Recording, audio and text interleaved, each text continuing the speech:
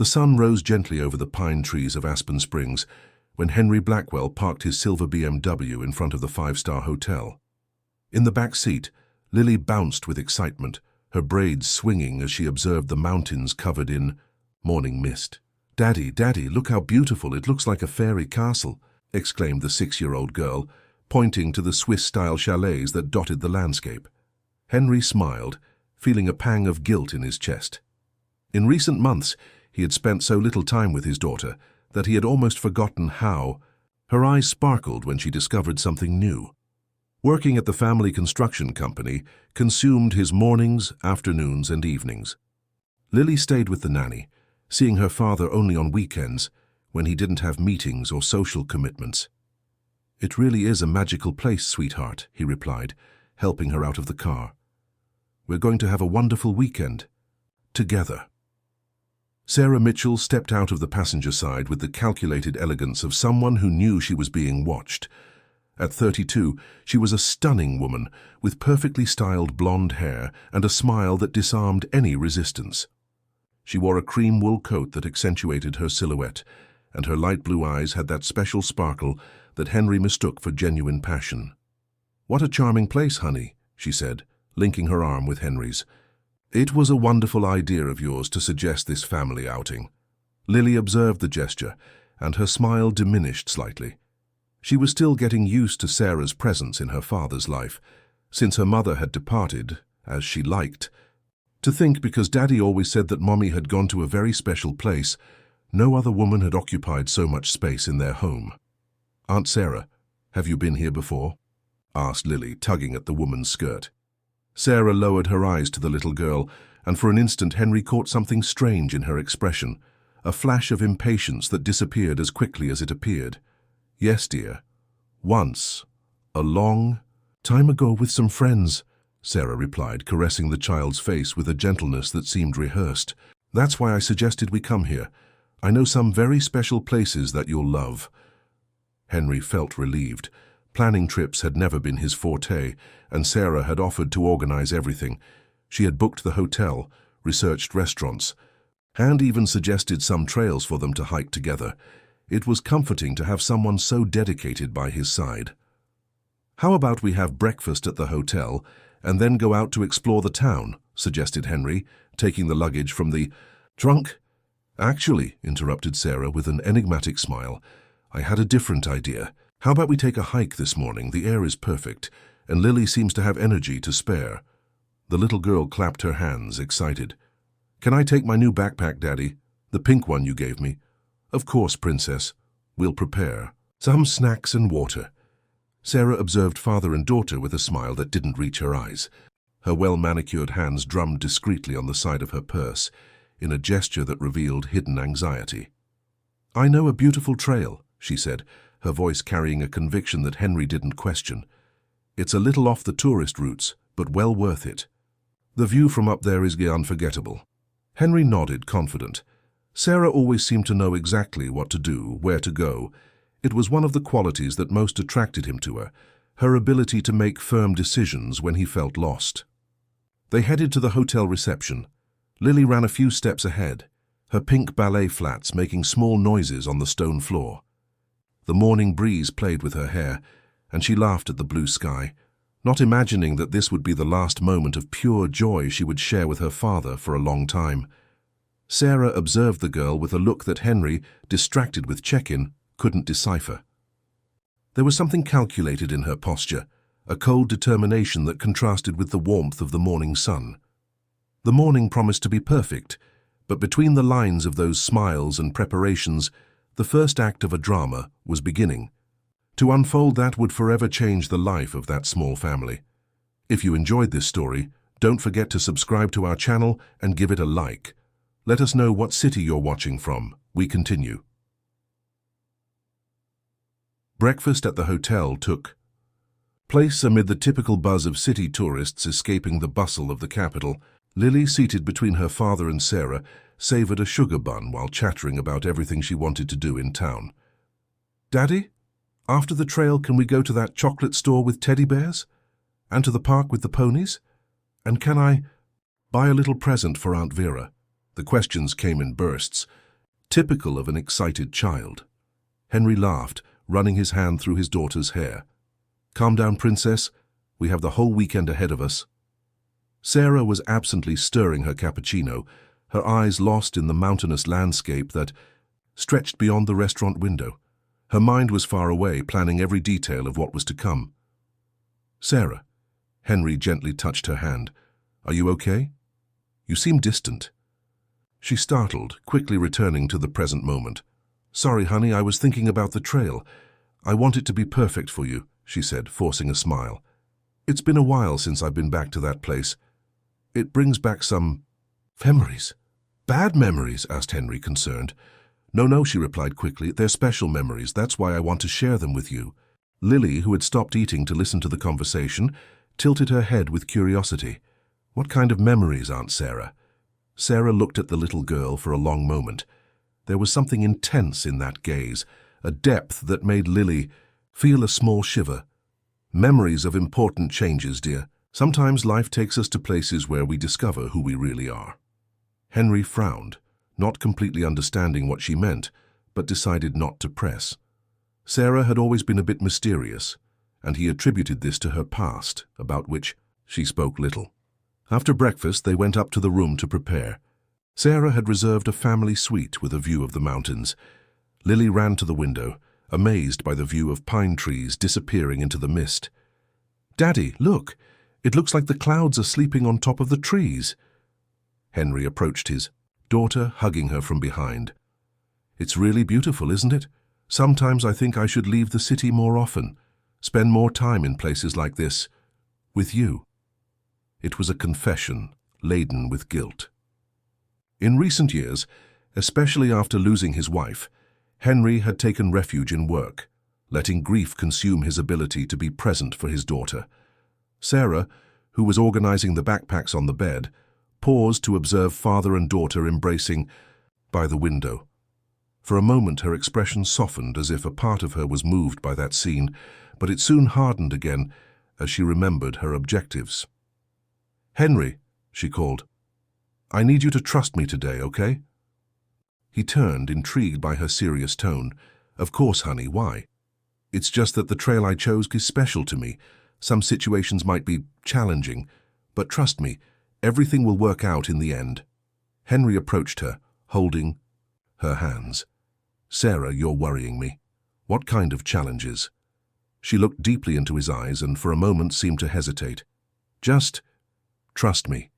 You said you love me, didn't you? Then prove it." The intensity of the request left Henry disconcerted, but he nodded. Sarah had always known how to touch him in the right places, how to make him feel compelled to prove his love for her. Lily, who had lost interest in the scenery, approached the two adults. "Can I take my binoculars, Daddy? I want to see the birds." "Of course, my love, and don't forget your water bottle." While Lily packed her pink backpack with the care of a miniature adult, Sarah headed to the bathroom to change. Henry took advantage of the moment alone with his daughter. "Lily, do you like Aunt Sarah?" The girl stopped packing her backpack and looked at her father with that brutal honesty of children. "She's pretty, Daddy, and you seem happy when she's around." "But—" Henry sensed the hesitation in his daughter's voice. "Sometimes she looks at me in a strange way, as if she doesn't like me very much." Henry's heart tightened. Was it possible that his 6-year-old daughter was picking up on something he couldn't see himself? "I'm sure you're mistaken, Princess. Sarah likes you very much." Lily shrugged, returning to her things. Children had this ability to accept explanations from adults, even when their instincts told them otherwise. Sarah emerged from the bathroom, wearing hiking clothes, black leggings, a long-sleeved shirt and hiking boots that looked like they had never been used. She was impeccable, as always. "Ready for our adventure?" she asked with a smile that didn't match the tension in her eyes. Outside the window, clouds were beginning to gather over the mountain peaks, as if nature itself sensed that this would not be an ordinary morning in the mountains. Henry's car climbed the serpentine road that led to the less-known trails of Rocky Ridge. Sarah had insisted on guiding them to a different starting point from traditional tourist routes, claiming that the view would compensate for the longer journey. "Are you sure it's this way?" asked Henry, observing the dirt road that was becoming increasingly narrow. Absolutely, trust me, Sarah replied, consulting her phone with feigned naturalness. In truth, she knew that path better than she had admitted. In the back seat, Lily was humming softly, watching the landscape gradually change. Houses became more rare and the forest denser.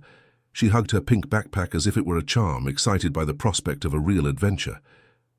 "Daddy, will we see bears?" she asked, her eyes shining with curiosity. Henry laughed. "There aren't any bears in this part of the mountains, Princess, but maybe we'll see some deer or eagles." "How exciting!" Lily clapped her hands. "I'll use my binoculars to look for them." Sarah observed the girl through the rearview mirror, her jaw tensing imperceptibly. Lily's childish joy seemed to irritate her in a way she constantly needed to disguise.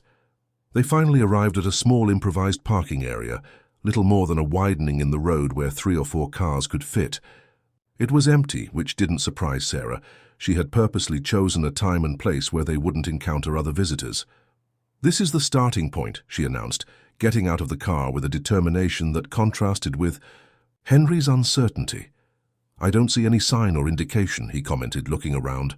"The best trails don't need signs," Sarah replied. "They're discovered by people who know where to look." Lily jumped out of the car, immediately fascinated by the birdsong echoing from the dense forest.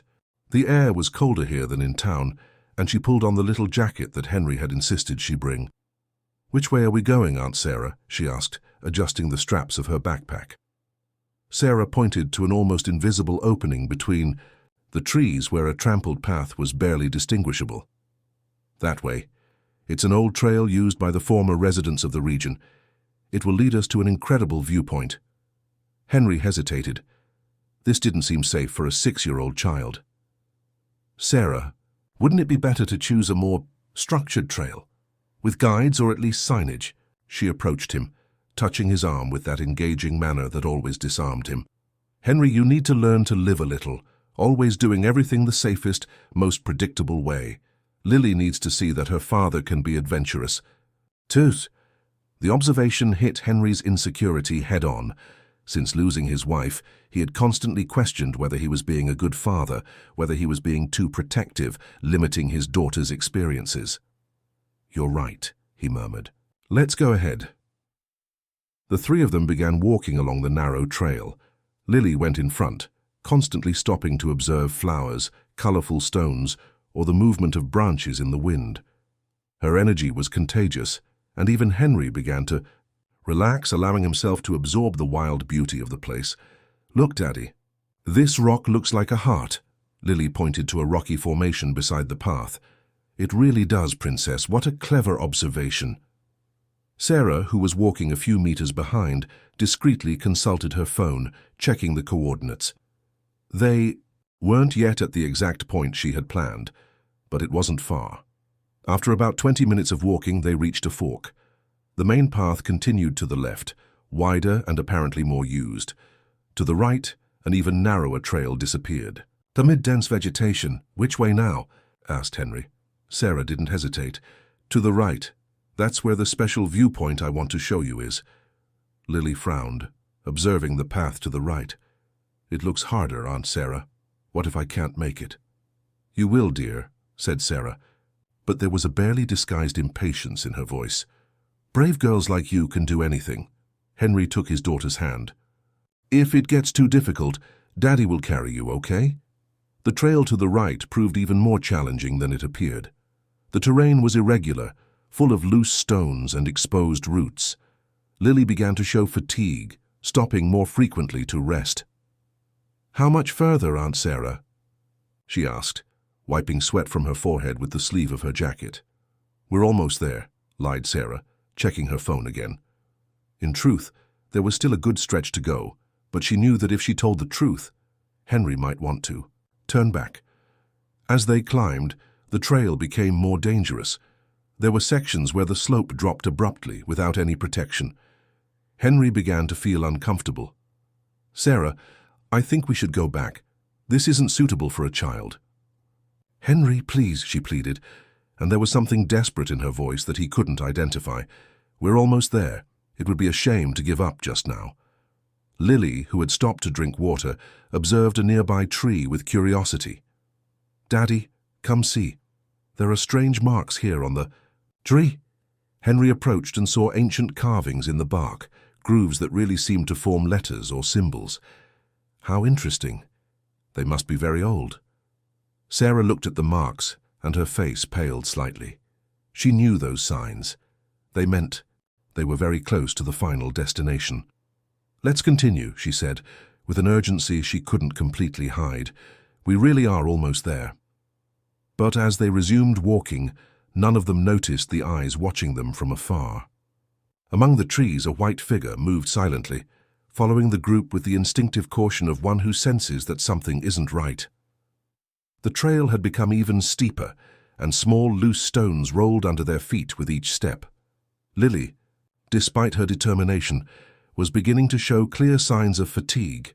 Her cheeks were flushed from the effort, and she stopped more frequently to catch her breath.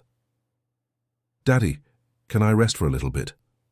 she asked, sitting on a larger rock. Henry immediately approached, kneeling beside his daughter. "Of course, Princess, drink some water." Sarah observed the scene with growing impatience. They were very close to the location she had chosen, but if they continued stopping constantly, they might encounter other hikers, or the sun might set before she could execute her plan. "Henry," she called, with an apparently concerned tone, "I think we should continue. It's starting to get colder, and if we stop too long, it could be dangerous for Lily." Henry looked at the sky. Indeed, some clouds were forming on the horizon, and the temperature had perceptibly decreased. "She's right, sweetheart. Let's continue, but slowly. If it gets too difficult, Daddy will carry you." Lily nodded, putting the water bottle back in her backpack. She was a determined child and didn't want to disappoint her father. 10 minutes later, they reached the point Sarah had calculated. It was a sharp curve in the trail where the path passed near a natural drop in the rock. It wasn't a deadly precipice, but a fall of approximately 10 feet to an irregular rocky plateau. "Wow," exclaimed Lily, seeing a peculiar rock formation that extended beyond the trail. "Daddy, look at the funny rocks. They look like animals." Without thinking twice, as children do when something sparks their curiosity, she headed toward the rocks. Taking a few steps away from the main path, "Lily, be careful," shouted Henry, but his attention was quickly diverted by Sarah, who pulled him by the arm. "Henry, I need to tell you something important," she said, with an urgency that made him turn completely toward her. "What is it?" "It's about us. About our future together." At that crucial moment, while Henry was distracted by Sarah's words, Lily moved even closer to the irregular edge. The terrain there was treacherous, covered with damp moss that made the stones slippery. "Daddy, come see. This rock looks like a—" Lily's sentence was interrupted by a sharp scream. Her foot slipped on the wet moss and she lost her balance, falling backward. The dull sound of her body hitting the rocks of the lower plateau echoed through the forest. For a moment there was absolute silence. Even the birds seemed to have stopped singing. "Lily." Henry ran to the edge, his heart racing in his chest. Down below, the little girl was lying on the rocks, crying in pain and trying to move. Her right leg was in a strange position, clearly injured. "Daddy! Daddy, help me!" her voice echoed across the slope, mixed with sobs of pain and fear.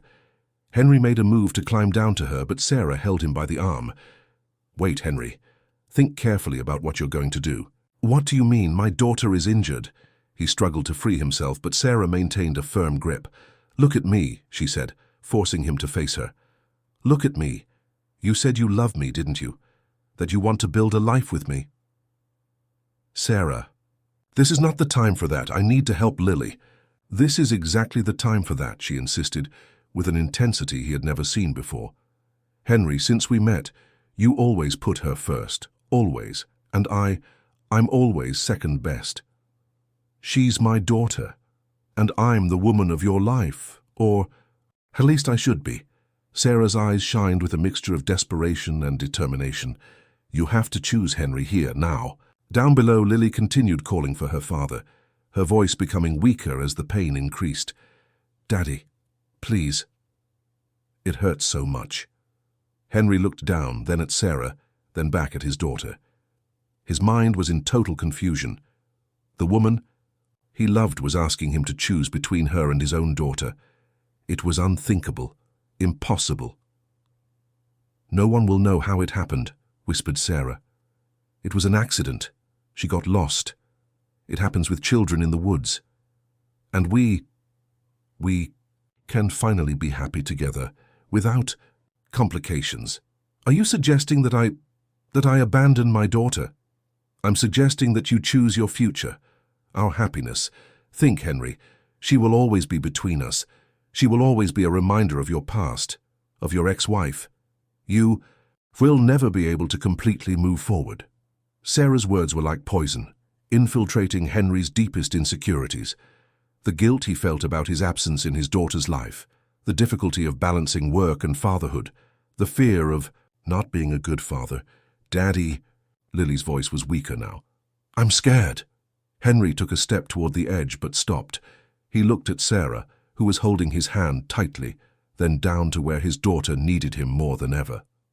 For a few seconds that seemed eternal. He stood motionless, caught between two impossible realities to reconcile. It was then that a white shadow moved among the trees below. Snowflake, the horse that had roamed freely through the mountains for years, had heard the screams and was slowly approaching the spot where Lily had fallen. The animal stopped at the edge of the rocky plateau, observing the injured girl with that peculiar intelligence of horses. Then carefully it began to descend the steep slope toward her. Up above, Henry remained paralyzed, while his daughter received first aid from a creature that understood, better than any human at that moment, the true meaning of loyalty. If you enjoyed this story, don't forget to subscribe to our channel and give it a like. Let us know what city you're watching from. We continue. The silence on the trail seemed eternal. Henry remained motionless, torn between the desperation of seeing his injured daughter and the psychological pressure Sarah was exerting on him. Each passing second made his indecision more painful. "Henry," Sarah's voice was soft now, almost hypnotic. "Think about everything we've built together. Think about the future we planned. Are you really going to throw all that away?" Down below, Lily had stopped crying, but he could hear her quietly sobbing. The sight of his injured daughter should have been enough to make him climb down immediately, but Sarah's words echoed in his mind, mixing with his own insecurities. "She'll survive," continued Sarah. "Children are resilient, and when someone finds her, she won't even remember exactly what happened. It will just be an unfortunate accident." Henry closed his eyes for a moment, feeling as if he were betraying everything he believed in. But at the same time, a part of him, the selfish, tired part that always felt inadequate as a father, whispered that maybe Sarah was right. I can't," he murmured, but his voice lacked conviction. "Yes, you can. You're strong, Henry. Stronger than you think." It was then that the terrible decision took form. Henry took a step backward away from the edge. Sarah smiled, knowing she had won. "Let's go," she said, pulling him by the hand. "Let's go back to the hotel and we'll report that she got lost during the hike."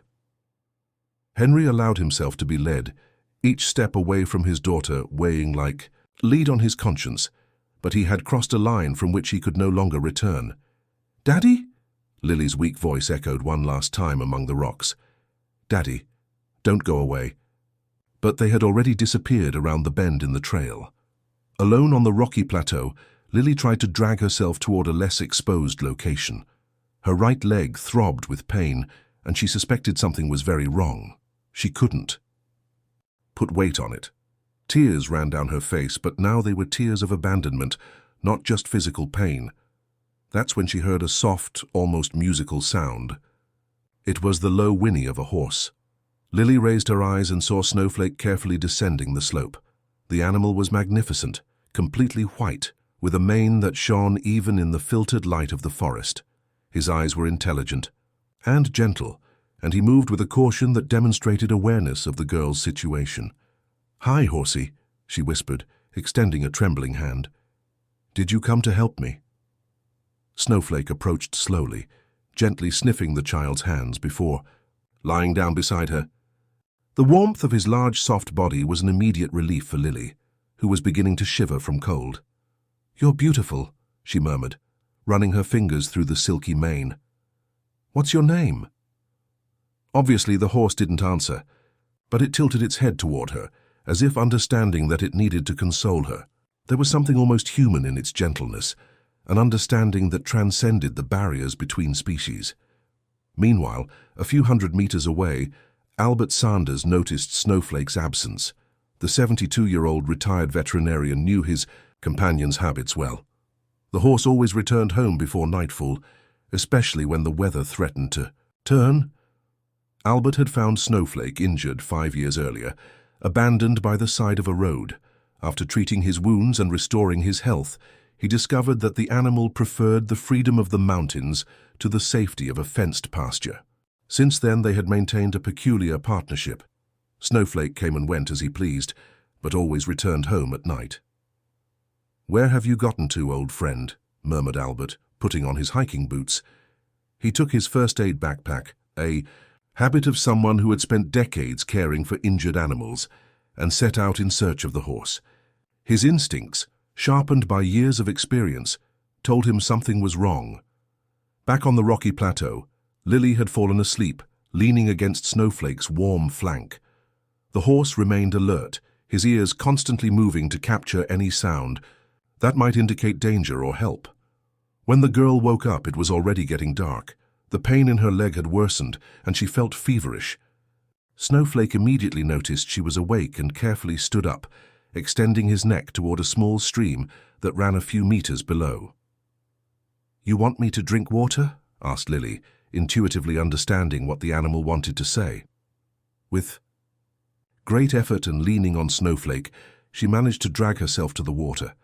The horse helped her position herself so she could drink without hurting herself more, and then led her to a small natural cave formed by the arrangement of the rocks. There, protected from the wind that was beginning to blow, Lily cuddled up again beside her unlikely protector. Snowflake positioned himself to block the cave entrance, creating a natural barrier against the cold night. "You're my guardian angel," she whispered, with the innocence of one who still believes in miracles. "Mommy must have sent you to take care of me." The horse whinnied softly, as if agreeing. Up above, Albert continued his search, following almost imperceptible tracks in the mud of the trail.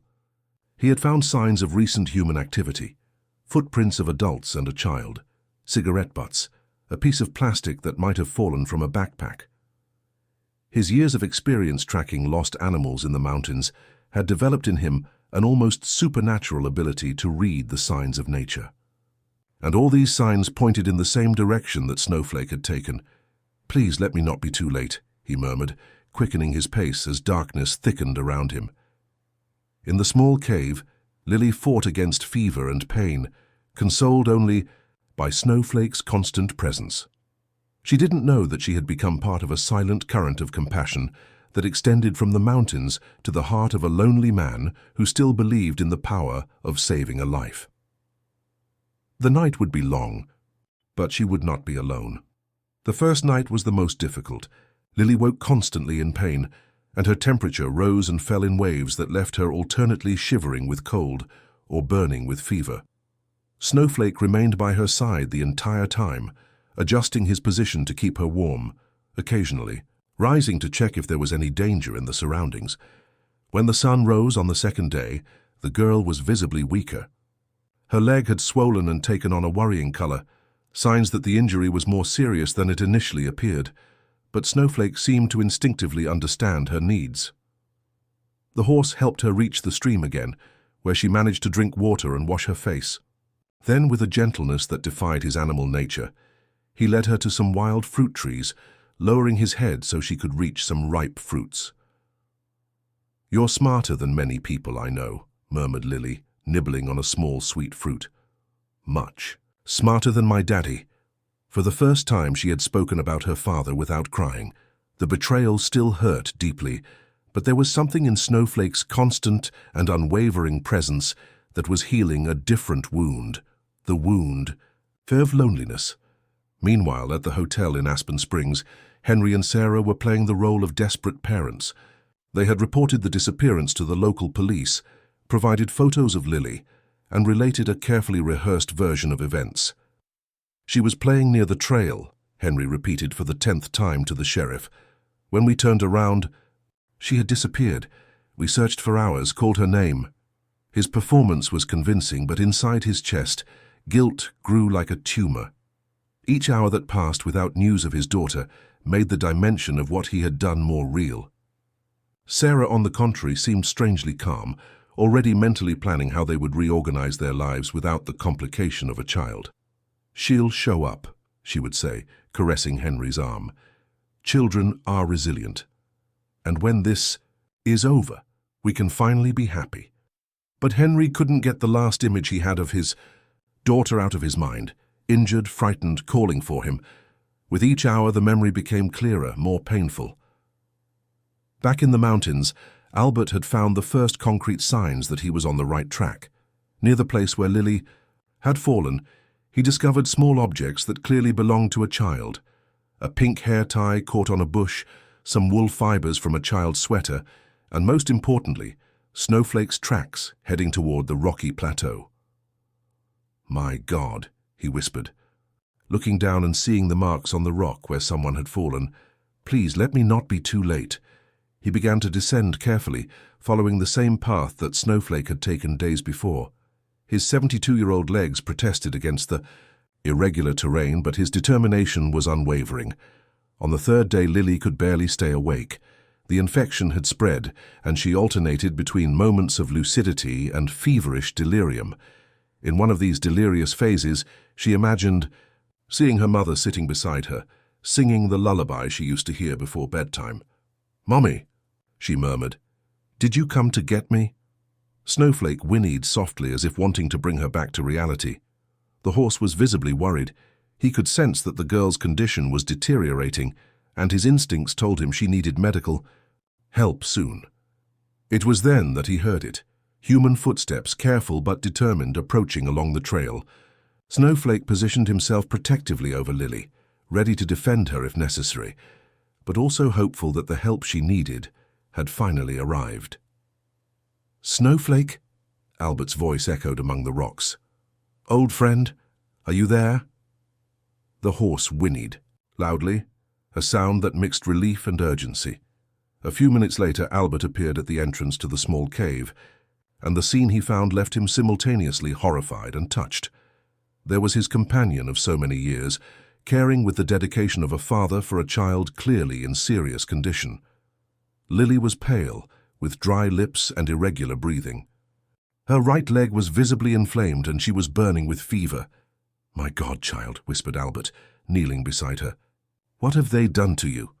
Lily opened her eyes with difficulty, focusing with effort on the bearded, gentle face of the man.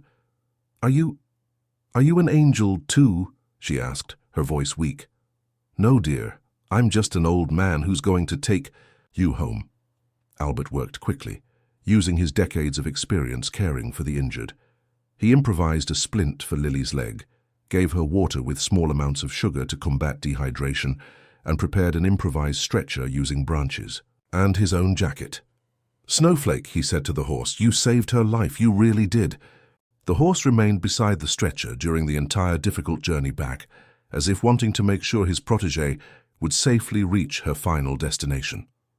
When they finally arrived at the hospital in Aspen Springs, the doctors confirmed what Albert already suspected. A few more days and the girl would not have survived. The infection was advanced, dehydration was severe, and the fracture in her leg needed immediate surgery. But while the doctors were caring for Lily, a question echoed through the hospital corridors. How had a 6-year-old child survived alone in the mountains for 3 days and 3 nights? The answer was outside, where a white horse patiently waited for news of his little friend, having proven that true love sometimes comes in the most unexpected forms. And somewhere in town, Henry was about to discover that some choices have consequences that last forever, and that truth, no matter how buried, always finds a way to the light. The news that Lily had been found spread quickly through the hotel and reached Henry's ears through a call from the sheriff. He was in the room when the phone rang, and Sarah observed his expression change from feigned hope to something much more complex, a mixture of relief, terror, and deep guilt. "They found her," he murmured, hanging up the phone. "She's in the hospital, alive." Sarah felt her stomach sink. This wasn't in her plans. How did she survive alone for 3 days? They don't know yet, but the sheriff wants us to go there now. The trip to the hospital was made in tense silence. Sarah mentally calculated how they could maintain their version of events, while Henry fought against waves of panic that threatened to expose his guilt before they even arrived. At the hospital, they were greeted by Sheriff Frank Moraes, an experienced man whose watchful eyes missed no detail. Beside him stood Albert, who had insisted on staying until those responsible for the girl arrived. "Folks," said the sheriff, "before I take you to see the child, I need to clarify some points. The girl was found in a very specific location, which doesn't exactly correspond to what you reported." Henry felt his throat go dry. "What do you mean?" "She was on a rocky plateau about 10 feet below a secondary trail. There were clear signs of a fall, and—" The sheriff made a loaded pause. "She was being cared for by a horse." "A horse?" Sarah forced surprise into her voice. Albert stepped forward. "Snowflake, my horse.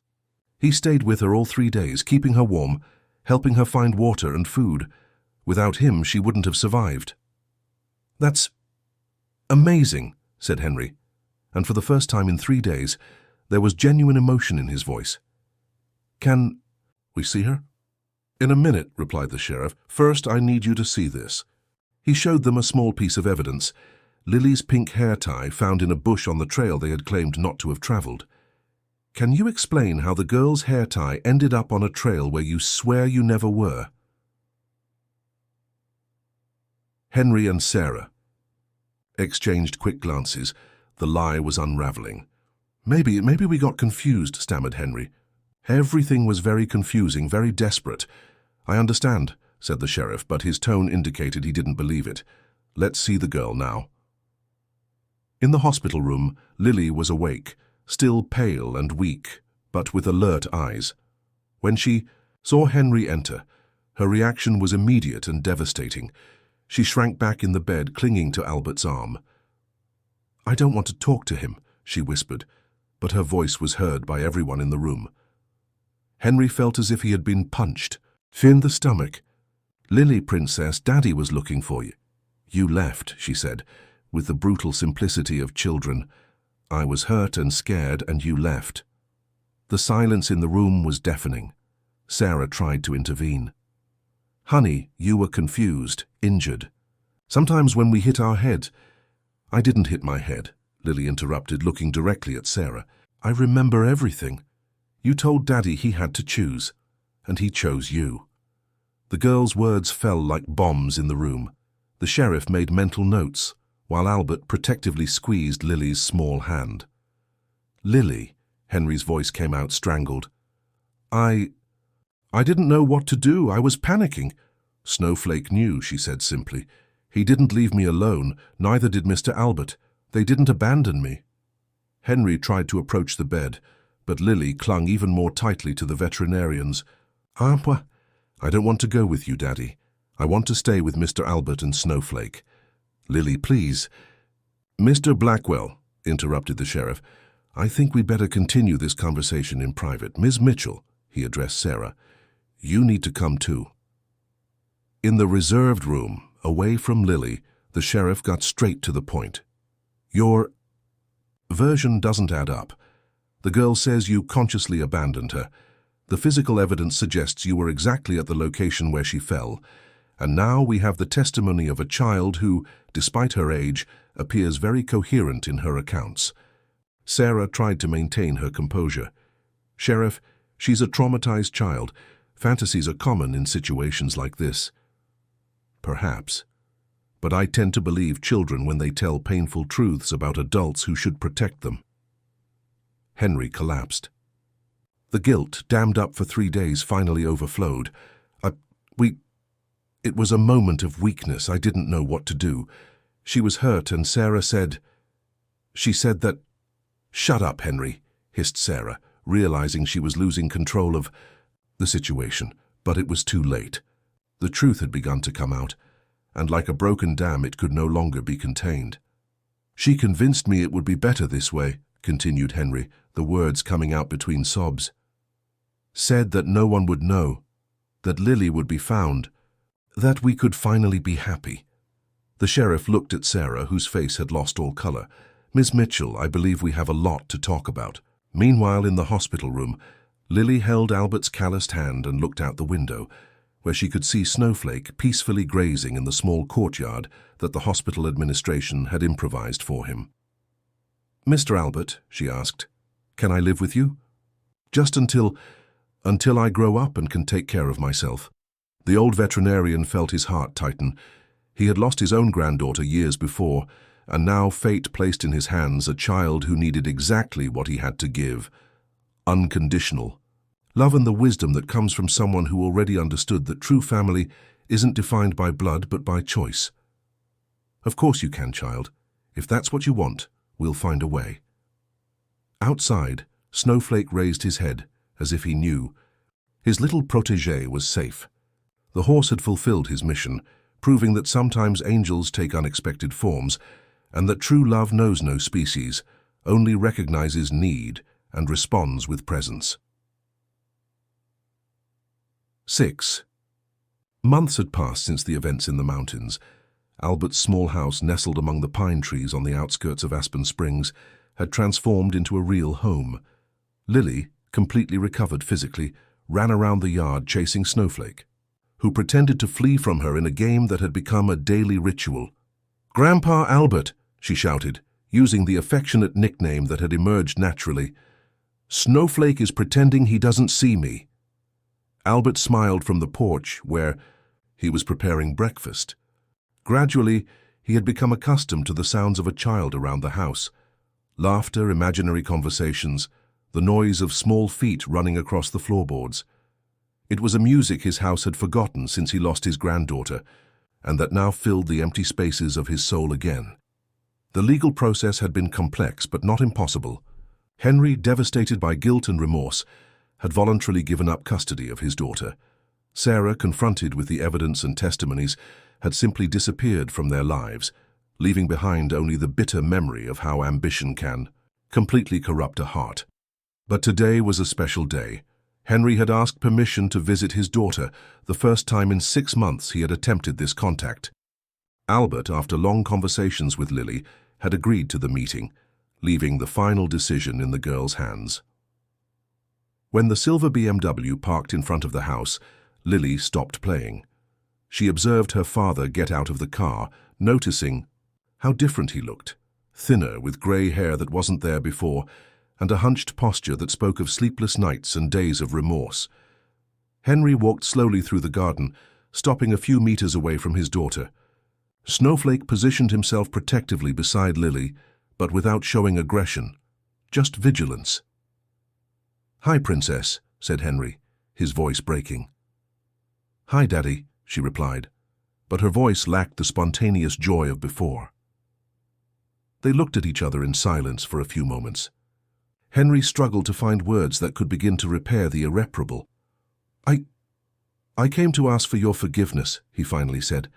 "I know you may never be able to forgive me, but I needed you to know that not a day goes by that I don't regret what I did." Lily tilted her head, studying her father's face with the seriousness of someone who had matured too quickly. "Why did you do that, Daddy?" The simple question was like a blade. Henry knelt on the grass, coming to eye level with his daughter. "Because I was a coward. Because I thought of myself before thinking of you. Because I let someone convince me there was an easy choice, when in fact there should have been no choice at all." Lily nodded slowly. "Aunt Sarah wasn't a good person, was she?" "No. And I should have realized that sooner. I should have protected you from her and from myself." "Do you still like her?" Henry shook his head vehemently. "No, actually, I don't think I ever really did. I think I was afraid of being alone after your mother. After we lost your mother." For the first time in the conversation, Lily's eyes moistened. "I miss Mommy too. But Grandpa Albert explained to me that the people we love never really go away. They stay here, she touched her own chest, and take care of us even when they're not close by. Henry felt tears rolling down his face. Your mother would be very proud to see how you've grown, how strong and wise you've become. She's the one who sent Snowflake to me, said Lily with conviction. And Grandpa Albert too. She knew I would need a new family. The word new echoed in Henry's heart like a painful reminder of reality. He had lost his place in his daughter's life. Lily, he said with difficulty, I know I don't deserve it, but could you maybe give me a second chance someday? Not to live with me again, but to maybe be friends? The girl looked at Snowflake as if seeking advice from the horse. The animal whinnied softly and touched her shoulder with his muzzle. Maybe, she finally said. But it will take a very long time, and you'll have to prove that you've really changed. However long it takes, promised Henry, and in every way you want. Albert, who had observed the conversation from the porch, approached slowly. Henry, he said, Lily will be starting school here in town next week. Perhaps you could come to her presentations, to school events, as a family friend. Henry looked at the man who had saved his daughter in every possible way, physically, emotionally, and spiritually. Thank you, he whispered, for everything, for being the father I should have been. I'm not being her father, Albert gently corrected. I'm being her grandfather. It's different, and maybe that's exactly what she needs right now. Henry spent another hour at the house, observing from a distance how his daughter played with Snowflake, how she helped Albert care for the plants, how she laughed at inside jokes they shared. It was painful to see how she had flourished away from him, but it was also comforting to know she was truly happy. When it was time to leave, Lily hesitantly approached him. Daddy? Yes, Princess. Can you give me a hug? A quick one. Henry embraced her, feeling how she had grown in recent months, how her bones were more solid, her personality more defined. It was a cautious hug, still laden with hurt, but it was a beginning. I love you, Lily. I will always love you. I know, she said, pulling away, but love isn't just talking. It's staying together when it's hard. As he drove back to Denver, Henry reflected on his daughter's words. She was right. Love was presence, loyalty, sacrifice, qualities that a horse had demonstrated better than he had, but perhaps it wasn't too late to learn. Back at the house among the pines, Lily snuggled beside Albert on the porch, watching Snowflake graze in the pasture they had specially fenced. For him. Grandpa Albert, she said, can I tell you a secret? Of course, child. I think Daddy can still learn to be a good person. It will take a long time, but I think he can. Albert smiled, running his hand through the girl's hair.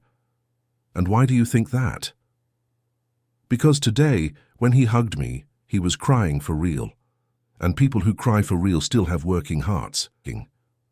That night, while Lily slept in the room they had specially decorated for her, Albert went out to say goodnight to Snowflake. The horse approached the fence, and the man caressed his silvery mane. You knew, didn't you? He murmured. From the first day I brought her here, you knew she was special, that she was exactly what this house needed to become a home again. Snowflake whinnied softly as if agreeing. And perhaps, continued Albert, looking at the stars shining over the mountains, perhaps you also knew that an old man like me needed to learn that family isn't just blood. It's choice, it's caring, it's staying. The next day, Lily would begin a new life in a new school with a new family. But it would be a life built on solid foundations, genuine love, true loyalty, and the certainty that no matter what happens, she would never be alone again. And if sometimes in the quiet nights of the mountains, she still dreamed of the day, she fell from the rocks and felt abandoned, she also dreamed of the moment when she first saw a white horse descending the slope to save her. Because she had learned that miracles exist. Sometimes they come disguised as second chances, sometimes as people who choose to love when they're not obligated to, and sometimes as horses who understand better than any human the true meaning of the word loyalty.